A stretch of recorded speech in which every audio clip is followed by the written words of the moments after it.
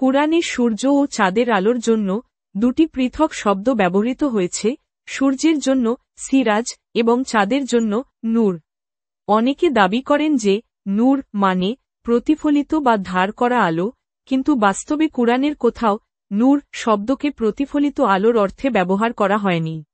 নূর শব্দটি কুরআনে ৩৯ বার ব্যবহৃত হয়েছে এবং এটি সবসময়ই আলো বুঝিয়েছে। সূরা নূর আয়াত ৩৫-এ বলা হয়েছে, আল্লাহ আসমান ও জমিনের নূর। যদি কেউ দাবি করে যে নূর মানে প্রতিফলিত আলো, তবে এই আয়াতের অর্থ দাঁড়াবে আল্লাহ প্রতিফলিত আলো, যা ইসলামিক ব্যাখ্যার সঙ্গে সাংঘর্ষিক। সূরা কিয়ামা আয়াত ৮-এ বলা হয়েছে, চাঁদ হয়ে যাবে আলোকহীন।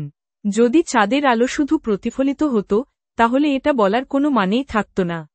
ইসলামের প্রধান তাফসিরকারীরা সবাই একমত যে এখানে চাঁদের নিজস্ব আলো নিভে যাওয়ার কথা বলা হয়েছে।